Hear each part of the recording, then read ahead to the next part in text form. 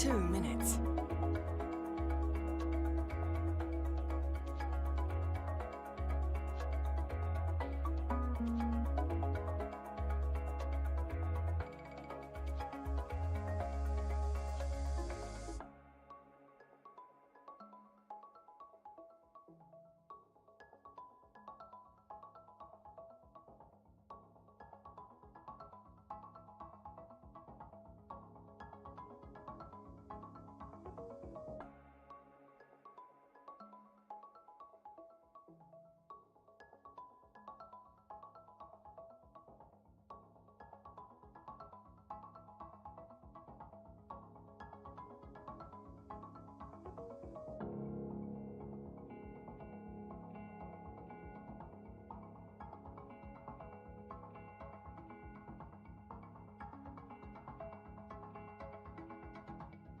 One minute.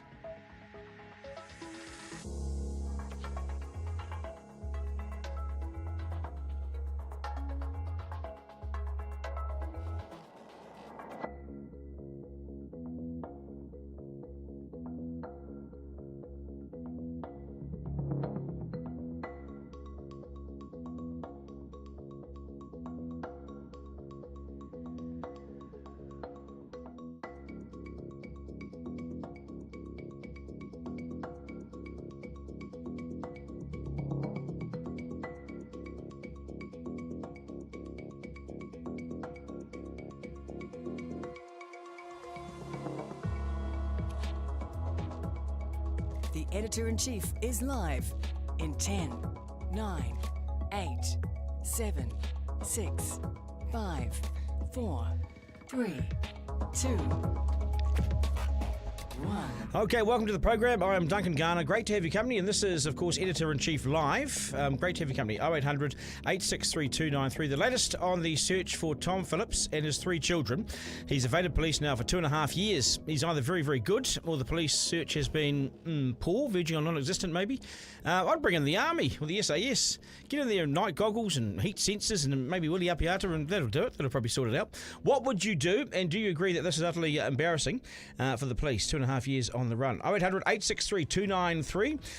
The $80,000 reward from the New Zealand Police remains on the table. Desperate times, of course. Former top cop Lance Burdett joins us to talk us through how these things roll and what's next in this operation, probably. 0800 863 293. 3598 is the text. And the PM's plane breaks down again en route to Japan. 30 top business leaders are stranded in Papua New Guinea. Oh dear, epic fail. They need to be in Tokyo, but they're stuck on the ground awaiting further instructions, and they're in Port Moresby. We're live on Rover, YouTube, TikTok, Twitch as well. It's news time, and here's MediaWorks Deputy News Editor, Grace Cocker. A former Defence Minister believes it's time to put the NZDF planes out to pasture. The aircraft blew 2 fuses in Papua New Guinea, forcing the Prime Minister onto a commercial flight to Tokyo. Wayne Mapp says twice in 6 months is not a good look. Apologies there, having a bit of a technical issue. An Israeli military pause in Gaza appears to have caught the government by surprise. The IDF has agreed to stop fighting for 11 hours a day along an important humanitarian aid corridor. CNN's Oren Lieberman says the decision has ruffled some feathers. Experts are once again pleading with the government to make vaping unattractive. The Asthma and Respiratory Foundation held workshops with young students. Spokesperson Sharon P. says vapes are too accessible. A peace summit in Switzerland has ended in a bit of a fizzer. 80 countries denounced Russia's invasion of Ukraine, but a number of others did not join their final statement. President Volodymyr Zelensky is confident there will be another summit, though. Celebrity chef Gordon Ramsay credits a helmet with saving his life after a really bad cycling accident in the US. In a video on social media, the Hell's Kitchen presenter pulls up his top to reveal substantial purple bruising across his torso. He says while he didn't break any bones, he was left looking like a purple potato. To sport, it's taken England just 12 minutes to score the opening goal of Euro 2024 in Germany. They lead Serbia 1-0 after half an hour. 5 changes for New South Wales ahead of State of Origin 2 at the MCG next Wednesday. Queensland lead the series 1-0. And tickets for the Super Rugby final between the Blues and Chiefs at Eden Park go on sale at 9 a.m. tomorrow. That's news and sport. Okay, thanks, Grace. The PM's plane, we look like a backwater. Oh, my goodness. Hey, we look like a Every backwater. time. It's so embarrassing. This happens every time. And then, this time they've had to, the government is paying for the media and business delegation. They're having to do this big hoopla, I guess, where they're flying from Papua New Guinea into Brisbane. They've had to stay there the night. Then they go from there into Tokyo on an Air New Zealand flight that's had to be diverted. Greg Foran was on the flight with the delegation, so he's managed to get everything sorted. But So the 3-day business trip becomes about sort of 12 hours at the end. yeah, and a lot of people are saying, well, why can't he just fly commercial normally? But there's so much security. I mean, he is the head of a state. You've got to be a bit careful with that. And it's so much easier to get the delegation on an Air Force plane. But they never get there. they don't get there. They have to refuel in Port Moresby. That's your problem. Yeah. Thanks, Grace. Garner. Okay, so Tom Phillips and his 3 kids, now aged, what are they? They're 8, they're 9 and they're 10. They've been on the run since late 2021. 2.5 years he's evaded the authorities. Now it's mid-2024. It seems almost impossible what he's pulled off, doesn't it? It really does. There's a warrant for his arrest. He does not have legal custody of his children, and there's huge concern for their well-being and for their welfare, of course. Will the $80,000 police reward smoke them out, and will someone come forward with the crucial information? And how hard have the cops really searched for this man? Have they made it a priority? Former top cop Lance Burdett joins us now. Lance, g'day, welcome to the show. Thanks, Duncan. Thanks for coming in. The reward, that's rare to put up a reward, isn't it? But It is very rare, obvious yeah. sometimes. Yeah, it is. So when to generate information, essentially, and $80,000 is no small sum. So it'll probably enough for the tipping point on some people. How did they come up with the 80,000? How do they come up with anything these days? It's usually only done in homicide inquiries, murder inquiries, where they've come to probably murder inquiries. This is the first time I've heard it for missing people. Missing people for 2.5 years. It's a long time. 2.5. Missing. Well, we know they're alive. We assume they're alive. Yeah. 2.5 years in a place of this size. Come on. We've got sophisticated technology. I mean, there's satellites, there's drones, there's all sorts. I mean, why Heat can't technology. But it's not that big an area where they believe he might be. So, I mean, we've got you're talking about SAS. They've got the SDG, the New Zealand Police, where they do the search and surveillance techniques. Are you bewildered at the fact they haven't found them? Not necessarily. I think it all comes down to risk. So, what is the risk to the family with Dad? He seems to be very bush, understands the bush a lot more. He must be getting some help. That you can't hide 3 kids and yourself in the bush. So he's getting help from other people. And the kids have got older. I mean, the kids are now 8, 9, 10. They were and that's 6, the 7, problem. 8, They are missing out on a essential part of their childhood, where socialisation is a big thing. Now, when you isolate yourself from others, tacitinon's produced in your brain, and that causes anxiety, fear, and ultimately paranoia. And the mother, and of course. 2.5 years is a long time. That will generate paranoia without a doubt. Really, and he's in breach of, he doesn't have legal custody. So police are going to have to be really careful when they do go in there that they manage the children in particular with kid gloves, because they're going to be, well, you imagine being in an environment for 2.5 years, essentially it'll be in the same house, maybe even the same room. They've got that whole mindset would have been changed, almost leaning on brainwashing. Yeah, I wonder how maybe he's hiding in plain sight. Because these are small towns. They're all small towns, right? Yeah, but it's hard to, you can't hide in a small town. As somebody who used to be involved in witness protection, you hide them in the big cities where it's easier to hide. Right, but he's not there. We know he's not. Well, we think he's in this area. Yeah. How hard is it to hide in New Zealand? I would say very difficult. We've always found people. This has been essentially probably the longest. I can't think of any other, well, certainly not in my lifetime, any that's gone on as long as it has. So, no, because if you're missing this long, you're dead, aren't you? Well, if police, I mean, are they putting the effort in? They might have had 1 or 2 or 3 people, but it hasn't been a full homicide type person investigation. Is that because they know this guy? Is that because they think they've profiled him and they know that, okay, well, he can survive? The kids are with him, they're with the dad. Let's not waste too much resource, which we don't have on this. I think that's probably the case. They would have done a risk matrix on it, without a doubt, to see what is the risk of essentially putting this to one side and just working on it gradually. But is that good enough, though, when you work on something? I mean, he may have robbed a bank, allegedly. That's when you've got to step up the pace a bit. But you've also got to step it up. I mean, it's just not the police's fault, right? So the social welfare, there's a whole lot of other agencies that you could use. There's health. I mean, what are they doing for their health? Dentistry, Education, health, dentistry, I mean, hygiene. how is that getting done? Because it has to be. How are they eating? Well, no one knows. They've got to be getting help. It's a great story. They've got to. It's a movie. Well, this. if it wasn't real, there'd be a movie in it, right? But there is some risk here. There's a real risk to those children, and that's the thing that I worry about, not the guy. Confronted, do you think he could do something silly? I would suggest that could be the case. Is that what usually happens? Is that so that's the paranoia that comes from it. Yeah. You get comfortable in the uncomfortable, and so they're there, know their world, know their environment very well, and now you've got outsiders coming and rushing in with firearms, no doubt.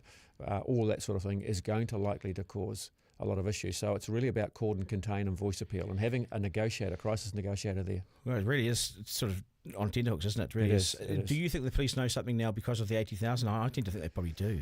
Well, they set up a Ford headquarters in that area, so the information they had was credible, without a doubt. And that's why they've just thrown the resources in there now, and you've seen the drones going up, etc. Such a small town. I mean, you're talking about 100 houses. I mean, it's a village. It could. So if it's that small, then it's probably tight knit, and they probably understand what's happening. And yeah, this idea that police won't charge someone if they've been harbouring them if they come forward. How likely is it that you can trust the police's word on that? Well, I think they wouldn't say it if they didn't mean it. It depends upon the involvement. So again, that's something to be negotiated, but they would be genuine in that. You just can't come out and say, they've got what they've said is we will look at the circumstances of the involvement, haven't they? And there is the possibility of immunity. Yes. Do we think he's in a tent? In a sophisticated outdoor campsite? No. There's no way. Not 2.5 years. No, not 2.5 years. And I doubt that it would be. I would not think that it would be a house of any sort, because that's easy to be seen. If it is, it's going to be under the bush. Could be likely a cave or something like that, or like a panic room under the ground or something. Well, who knows? So maybe not a tent. Well, definitely not a tent. No. Not a house. No. And what's in between that? Well, it could be a small cabin, but who knows? It could be in a cave. It could be, or in fact, it could be a house that's been built under dense bush. Yeah, and I mean, being with your kids for that length of time. Sometimes you need a break from your kids, I just wonder how that sort of whole thing's going too. Yeah, well, this is the thing. That's why there has to be some other involvement. Now, how do we know if it's just one house? How do we know that the kids are actually there and somebody else is not looking after the kids on occasion?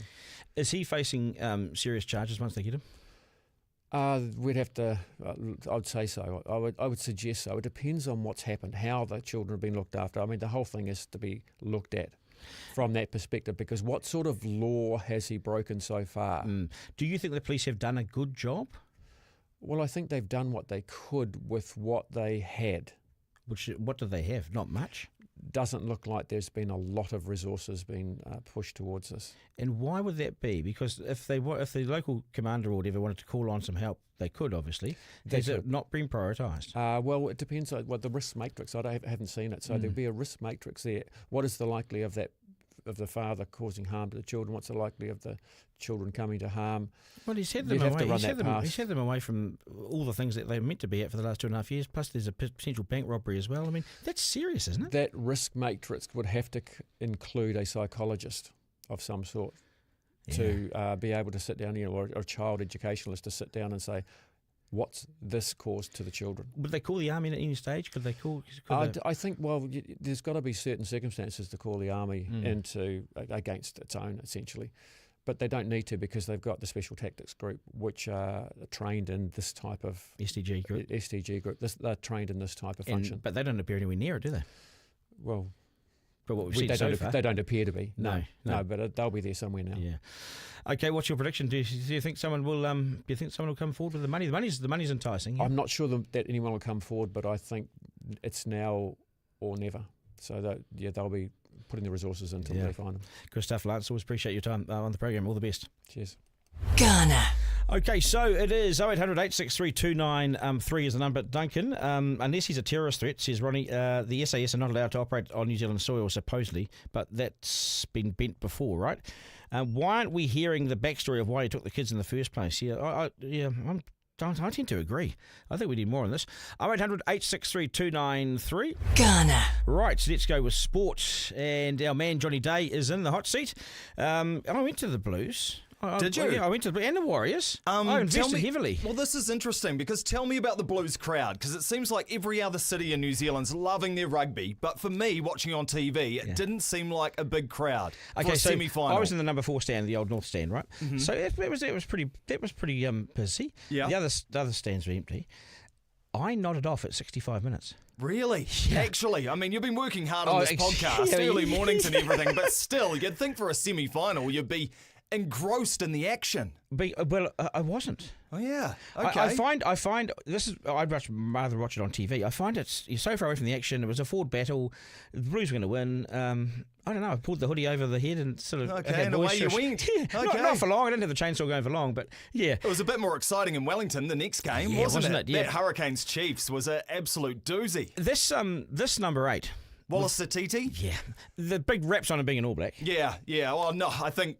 Well, it takes more than one game, right? But it's good to see a 21-year-old. Yeah, and he was in the system last year and previously, I think, even in the Blues system. Before that, Simo Satiti was his old man back in the day. For those old enough would remember him. But, yeah, what a game from him. And just what great heart from the Chiefs. Yeah. Like, they were bashed and bruised. Players in the sin bin. Sean Stevenson ruled out before the game. I thought Anton Leonard-Brown was superb and is probably the number 1 centre in New Zealand right now, ahead of Rieko Ioane. But would you pick him as that number 1, or would they go with Rieko? Well, this is Razor's time. He'll do anything, right? Like, Rieko hasn't scored a try in over a year, and while he's a great attacking player, Anton Leonard-Brown was snotting people. He was rushing out of the defence and putting the Hurricanes under massive pressure. Like he did against Ireland, when he came out off the line. He was smacking people. Yeah, in the World Cup, off the bench. He's a defensive centre, and maybe against England, that's what we need. But it's all on. 9 a.m. tomorrow. Get your tickets. Eden Park should be rocking, and it'll probably have more cowbells in it than latte drinking, cell phone talking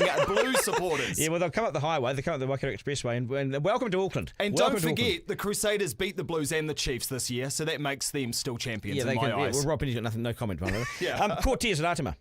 Yeah, I like him. Yeah, he played his way into that third halfback spot Didn't he? The weekend. I think Folau Fakatava was maybe sitting there with his experience, but Cortez Ratama, he is ready. He was great. Have you got TJ in there? Yeah, TJ's in there and Finlay Christie. They're the two that are definitely going to get picked. Yeah. And I think Cortez Ratama, you're right, definitely in there. It's a bit of an old-fashioned final, isn't it? This brings back memories of Auckland, Waikato. You know, that sort of thing. It is. It's a real classic rivalry, this one. And two teams that'll be desperate. Like, it's been 11 years for the Chiefs. It's been 21 years for the Blues. So someone's drought's got to end. I reckon the Hurricanes had the wrong strategy. Putting Peter Lakai, more direct like that. He should have been wider. He was smashing into big guys and would go nowhere. Yeah, exactly. They were tough around the fringes. Luke Jacobson, I thought, made another great performance just to say, hey, I'm still here. Yeah, don't forget about me. Yeah, real good defensive performance. And then I went to the Warriors.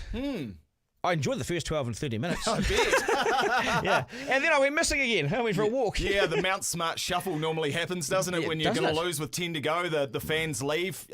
Great sold-out season so far. But yeah, the Warriors only have themselves to blame. I know the fans will like to blame the referee, but against the Storm, you can't come up with two stupid plays like coat hangering one of their players and going to the bin for 10 minutes and then tackling someone from a quick tap when you're inside the 10. So dumb footy. That coat hanger, that's a guilty and it's a week out, isn't it? Yeah, Dallin Watene-Zelezniak, so he'll be gone for a week. A couple of injuries in the centres as well. So Roger Tuivasa-Sheck will come back for the game against the Titans, and they're just sitting there in 12th, aren't they, the Warriors? Just when you think they're back, they're not quite. And the Storm have beaten them for 9 years in a row.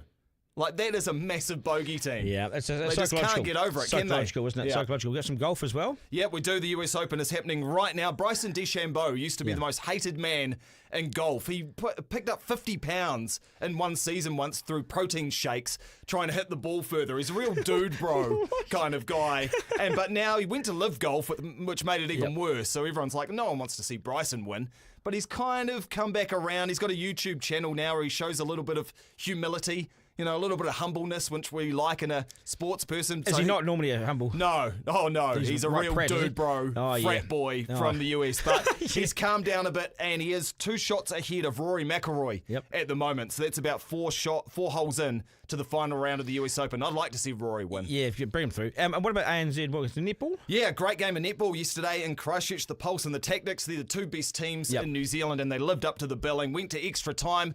Huge crowd down there in Christchurch, got the Tactics home. So they won by 5 goals, and I'd say we'll see these two teams in the final again. And right now, football is happening as well. Euros, England are 1-0 up over Serbia. Of course, their fans were well behaved before the game in Germany. Yeah. Not. Riot police out there, bottles, tables, everything. Why? Flowing. Well, it's just in their culture, isn't it? It's weird. We've got this rugby boring All Blacks culture, whereas they've got this football hooliganism. We need to find the hooligan within us. Not full tick, Yes, but no, we need to make it more but a energy. little bit more. If we could meet somewhere in the middle. Energy. I'm talking about energy. We need energy. Full energy. Yeah. Yes. Well, Yeah. We get that All Black squad on Monday too. That's a bit exciting, isn't okay, it? yeah. Yeah. Who's your bolter? Oh, it's got to be Lakai. For Yeah, me, does he's he? been talked about so much now, he's not actually a bolter. But Can you pick him and Stitty? And who? Can you pick Stitty and Lakai? Can you pick both of them from the Chiefs number 8? Can you pick them both? Oh, Satiti, no, I'm not picking him. Oh, you're not? No, You're not? No. One game, Duncan. Let's One not season. get carried away. One because season. what if he plays averagely this weekend? Oh, he's not much chop, that Satiti, is he? he It'd never be had classic us. He did last week, not this So week. let's just let the guy play. He's 21 years old. Don't have that All Blacks thing hanging over him quite yet. Yeah. Hey, did you have anything else? Did any tennis? There's a little bit of tennis always. Cricket. Oh, you'd be happy to know we thrashed Uganda. Yes, that's yeah, right. but we're out of the T20 World Cup, which we Yeah. all expected, and America have made the Super 8 stage. Yeah, I can't believe With it. Corey Anderson, the might of America. They've always loved their cricket. Yeah, good on you, Johnny. Appreciate it, mate. All the best. Garner. Okay, 0800 863 293. In 2024, Ronnie says it's he's masculine, and that's a crime in 2024. Oh, you can't say that.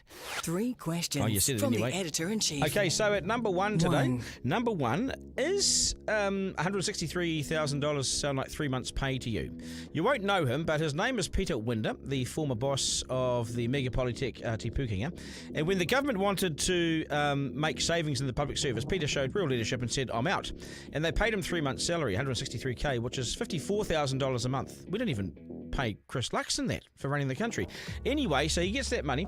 No wonder Grant Robertson left politics to run a university. He doubled his pay overnight. And at number 2 today, we go like this. How many drug counsellors are there inside our prisons? The answer, across the 3 Auckland prisons, thousands of prisoners, is just 1 full-time drug rehab man. He tapped me on the shoulder as we watched a high school rugby game over the weekend. He said, I like your podcast. Do you want to know what I do? And I said, yes, please. He replied, I'm the only drug counsellor in Auckland's prisons, and I need help. 45 minutes later, the game was over, and I was left gobsmacked at the stories that he was telling me. We will get him on the program. 3. At number 3 today is this you. On average, an individual uses their phone at least 144 times a day. The average time spent by users on their phones is about 4 hours and 25 minutes per day. That's increased 52% since 2022, so not that far ago, when it was 2 hours and 54 minutes per day. Now, times that new figure by 7 days, and what have we got? 30 hours a week on our phones. This is almost a full-time job. We've got to get with the program. Garner. Right, so it's been more than a decade since smartphones took off, and holy heck, have they changed the way humans behave. Teens texting a friend even though they're sitting right next to each other. That's what they do now. Parents staring at social media while their child begs for attention. We know all this. We've seen all this. What started out as a helpful device has fast become an addictive time waster, and it's killing that much needed connection in society. It's changing behaviours and outcomes, and for we all wrestle with this sort of thing daily, don't we? Now people are turning to dumb phones to cut screen time. It's a phone so basic you can only make calls. I think I'm on one of those. I only text and phone. I don't do much social media. So will they really help you cut back on your screen time and rejoin life as we used to know it? Digital commentator Ian Howard joins us now. G'day Ian, nice to see you. Yeah, good. Welcome to the program. Just turn your mic on there. Yeah. So the dumb phone. Who wants a dumb phone? Because you can't connect with anyone else, really. Well, do you know, it's younger people who want dumb phones, They actually. do? Yeah, they're starting this revolution. I think they've realised that they're wasting too much of their time, Yep. doom scrolling, not genuinely connecting with people, and they're starting to turn away from it and looking for ways that they can reconnect with the real world. Those hours that we talked about just then, so that's almost 5 hours a day. God, that's a lot of time, isn't it? That's a lot of time like this locked in, you know? Yeah, it's outrageous, absolutely frightening. Yeah. At their best, let's not forget that phones have an enormous amount of usefulness about them. There are certain things that we get to do now that make us superhuman. 20 years ago it would have been absolutely unbelievable, miraculous to be able to hail a car to come and pick you up when you need to pick it up, to be able to check in for your flight, on a device that sits in your pocket. So there's some great stuff about phones. There is also just some terrible stuff about phones. Yeah, does the good outweigh the bad? I suspect at the moment probably not, but I think that's what we're seeing now is people Yes. trying to rebalance it so that it does again. And really it comes down to what you're doing on your phone. It's predominantly the social media apps and the sort of content apps that are sucking up people's time, and they are designed specifically to make sure that you don't leave them, that you spend That's as right. much time on there. It's trickery, isn't it? The way that life can be going on around you, and you can have your head stuck in this thing for hours, and you lose your connection with humanity. Like Yeah. you only see the world through this little portal.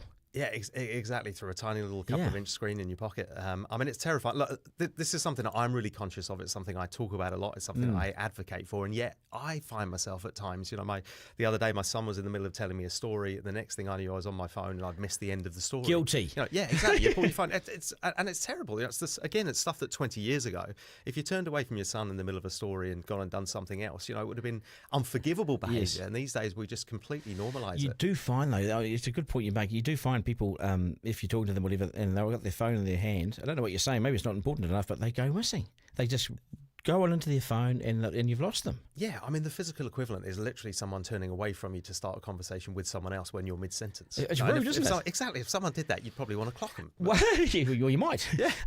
30 hours a week, let's say it's about 30 hours a week now on average. That's almost a full-time job, in. Yeah, I mean, it's interesting because we live What in a else world could you that's- do with the 30 hours? Isn't it? Well, that's the thing. We live in a world that's consumed with the idea of productivity. The workplace, everyone talks about efficiency, everyone talks about productivity. As people, we seem to now be designed to be as efficient a part of a sort of cog in a wheel as we can possibly be. Yeah. And yet, we're wasting 30 hours a week. So, you think about it in the workplace and what that might mean for the economy. If you took half of those hours and did actually productive stuff for the economy, but forget about, the kind of work stuff, imagine just taking half of those hours and putting it into something that you're interested in. And this is what I tell my son and his mates. If you're playing basketball, I say to his basketball playing mates, I say, imagine how good you'd be at those free throws if Yeah. you spent, say, 1 hour of those 30 hours that you're on. And they do about 28 hours, 29 hours a week. Yeah. Because I tested them the other day, 28, 27 hours. Yeah. So one of the great human needs is mastery. This idea that we get better at something, and that during Yeah. the course of our lives we get to a place where we feel like we've just about got it. Got a right? PB, got the personal best. Yeah. So they talk about the 10,000 hours. So you take 15 hours a week, which is literally only half of the time that people are wasting on their phones, and you get to that pretty quickly. Actually. Yeah. Imagine how good you'd be at school if you just spent that time in the library studying. Spent the time reading a book, spent the time playing the guitar, spent the time sitting down and chatting with your friends, looking at them in the eye, and reading their body language. How concerning is this, though, for the development of our generation today, the youngest generation today? All the research tends to suggest that they're not as smart as the generation that went before them. So for the first time in a long time, first time ever, they're not as smart. It's having a reverse effect. Yeah, I mean, what gives me hope is the fact that it's the young people that are, precipitating this movement away from this behaviour. So when did that happen? When did that start to happen? Yeah, I mean, from what I've read, it's only in the last couple of years. So I think, we've sort of sleptwalked into this dystopian nightmare of a, current situation with technology. And I think just now people are starting to wake up. There's some great research available globally. There's a guy called Jonathan Haidt out of the US who publishes constantly, what the effects of social media are on anxiety, on depression, it's on our bad sort of news, social isn't connectivity, on our intelligence levels and so on. And I think this is starting to become more mainstream. It's a conversation people are picking up on. And, generally we tend to find the right solution. I believe that human history kind of arcs towards improvement in general. Yes, and we've always survived, right? So we're still here, and we tend to improve ourselves normally. Yes, there's all sorts of addictions that come our way, and this is a new addiction, of course, the digital network. But we still survive. We overcome things. We sort of self-regulate in many ways, don't we? Yeah, I mean, one of the problems actually is the fact that the phones are stopping us from self-regulating because they're changing the way our brains work. So until we actually get off them, it could become a negative spiral downwards. Someone told me that the mobile phone firms themselves, they have all sorts of things there. They can feel how hard you're pushing it and how quickly you're pushing it, and they send you more. They send you more tricks to basically make that worse for you. They know what you're doing, so they send you more tricks of the trade to keep doing that. To keep whacking it. Yeah. I mean, one of the things we'll say is it's not so much the phone companies actually as the people that are developing the apps. So the phones, because they just develop the hardware, they don't really care what you're doing on the phone. They just care that you find use out of it and that you want the new phone. The people that are designing the stuff where you're spending your time, it's called the attention economy. Yes. Fundamentally, the more time that you spend with an app, the more money they can That's make right. off you. You lock them into that. We want to lock people into the podcast and lock them in. Yeah, and the data that they have, they will use every trick in the book to make sure that they extract as much of your attention as they possibly can. They do not want to lose you, because if you leave their app and go to a competitor's app. That Yes. is literally money that goes to that competitor. It's all driven by capitalism. So they'll send you all sorts of tricks to keep you. Absolutely. Okay, and the dumb phone. Have you got one? No, do you know, I haven't. I've got a good old fashioned Apple. But I have locked down all my apps. I'm not on social media at all. I'm quite cognizant of my screen time. I use You know the your screen son. time You know your functions. son's name. You talk to him. Just about, but probably not as well as I should do. And as I say, so all of that stuff that I do, and yet, I still find myself at times wondering what on earth I'm doing. Looking Where do through we things. find these dumb phones? I mean, if we want to get one, where are they? Yeah, there's a few. So there's they're literally called the dumb phone. There's one that I really like the name of. It's called the wise phone. So rather than a smartphone, it's one that's a little bit wiser. They're available globally. They're mostly on pre-order at the moment. This is a fairly new movement. Wow. Or go and have a look for a second-hand phone. One of the old Nokias, Motorola's. One of those old flip phones that we used to love 15 Or the brick. years ago. Take the brick out there. Yeah, absolutely. Yeah, they still have connectivity. Most of them still hook up to Wi-Fi. You can still text. You can still phone. The problem is you miss out on things like and this is where it's a balance because if you need to use Uber, if you're using the bike locking app so that you can cycle around town, which everyone should be doing. Those things you can't use on those brick phones. I do like those scooter apps. You'll do you swipe it, your credit card's attached to it, and that's when it works well. Yeah, so the trick of it is probably, look, I think if you haven't got the self-control, by all means go out and get a brick. But if you have, lock your phone down, get rid of all the things that you don't need, even get rid of your browsers. It's so easy to go into a browser and just start aimlessly kind of Googling stuff. Don't do that. Lock all of those things down. Keep the things that you actually need to use and make sure that the phone is useful to you, not a distraction to you. Good advice. None of us are, we're all addicted to something. This is what the humans are. We're going to struggle with this one. We struggle to come off it, I reckon. Yeah, I mean, a part of the human condition is Isn't that, we're all predisposed to addiction, unfortunately. What will you do when you leave here? Will you check your phone? I'm going to check the football score, actually. So England are playing this morning, so Okay, yeah, I so will you have a will. look on my phone. Good on you. I appreciate your time on the program, mate. Thanks, Duncan. Thank you. Cheers. Garner. 0800 863 293. Someone said to me, Duncan, Duncan's facing down. It looks like he's shagging the desk. Is it talking about me or is it Willie? Who knows? Or is it you? No, Are you shagging the desk? No, you look just the same as normal. Your headphones are pointed back at the screen. Everything's as they fine. always are. It's just the wind, you see. It's your hair. Your hair's going to look great. Don't worry, Duncan. You're going to be Well, fine. at least we got some. You're just the hat, right? Okay, cool. Do your kids often say to you, "Hey, Dad, get off their phone"? No, they're probably trying to get it off me so that they can have it for themselves. They're a little bit smaller. They're young. Yeah, Forrester, do you think you could do a dumb phone? I don't know. I think everything is kind of geared towards like Instagram messaging and stuff these days. Yeah. It's pretty hard to do. Yeah, But agree. my flatmate, he has a iPhone 15, brand new one, and he locks his apps between 9 a.m. and 7 p.m. So he's not allowed to go on anything but texting and calling between that time. So what does the iPhone 15 do that the 14, 13, 12 don't do? What's the difference? Basically nothing. Basically a little bit bigger battery. And Just cost you another grand. Just yeah, it the just looks a marketing. bit flashier, I think. Yeah. Duncan, lots of feedback coming in here. The camera's too high. Looks like he's shagging the desk. So we'll broach the shagging of the desk, won't we? We'll deal with that. Bring back the Nokia 2280. What was that one? That was the brick one that you couldn't destroy, and you could throw it off a building in it. Oh, really? Yeah. I think my dad had one of those. I think I use my phone way too much. I have the Napier run for 5 hours in the Hilux, which is my go-to, and I scroll on Facebook to kill time. 5 hours scrolling on Facebook. Ouch. Okay, 0800 863 293 is the number. It's the Slam Dunk. It is, and Prime Minister Christopher Luxon should be livid today, and he has every right to be. His high-powered trade trip to Japan with 30 of our top business leaders has turned into a humiliation. It's utterly embarrassing. It's an utterly embarrassing advertisement to the world that says, yep, we're a poor tin pot nation at the bottom of the world, we can't do much. Why? Because the New Zealand Air Force Boeing 757 carrying Luxon and co. got stranded in Papua New Guinea when it blew a fuse when it was refuelling. Ouch. This always happens, and I've been on this plane numerous times. It's so amateur hour. Anyway, Luxon ditched his entourage and hightailed it on a commercial flight to Tokyo from Port Moresby, leaving the country's business leaders in Port Moresby for the night with the New Zealand media. What could go wrong? Port Moresby, one of the most unsafest places on earth, with regular carjackings, riots, civil unrest. Most Western countries say avoid it if you can. For us, we couldn't avoid it. They were there, weren't they? Because they were forced there. Now they're heading back to Brisbane to team up with a diverted Air New Zealand flight, which was then heading to Tokyo. Finally, they're going to get there. Firstly, this has to stop. The point of the trip was to say to Japan that we're open for business and our economy is ready to go. Yep, we're finally there, and let's go. That's what we said to the Japanese. It was meant to be a whirlwind trip, 3 days on the ground to hobnob with Japan's captains of industry. By the time they get there, they might get, 12 hours on the ground, maybe 1 day on the ground. So this shambles is now costing New Zealand in business dollars.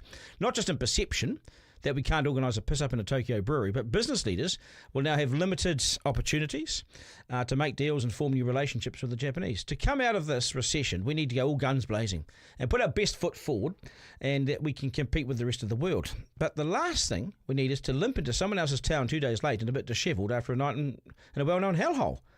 Ditch the Air Force plane now. It's been too unreliable for too long.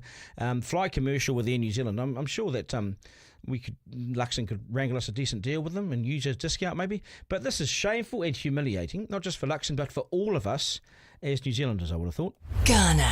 Right, that is pretty much us. Duncan, watch the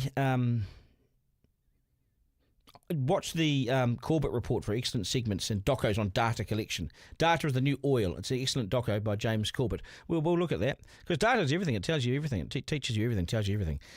Duncan, you can pirate the rugby if you're a poor bastard. Yeah, well, I don't think I'll be. I'm not that desperate for it. Did you watch it, Willie? Any of the rugby? See the Super Rugby? Of course I did. What did you make of it? I loved it. Ah. I almost fell asleep at the Auckland game. Oh, so I heard. I was exceedingly disappointed. Didn't see you ringing me to invite me along. Well, I was with my boys' rugby team. Yeah. I gate crashed that. I wasn't invited. Oh, yeah. I thought the Warriors, there you go. Weak, yeah. What are you going to do? Yeah. All right, that's us. This will be available as a podcast on Rover shortly and wherever you get your podcasts. Thanks for your feedback and your support. I'm Duncan at rover.nz. Thank you to my team, Big Dog, William McAllister. Thanks for getting in here nice and early and nailing things. Miranda, Forrester, Serena. And remember, life isn't a dress rehearsal. There's no curtain raiser. We just get into it. This is one of the best places on earth, so let's get out and enjoy it and have a great day. Ta-ta, take care. That was Duncan Garner, Editor-in-Chief Live. Missed something on the live stream? Text Duncan to 3598 to listen back on the podcast. Want to get in touch? Call 0800 863 293.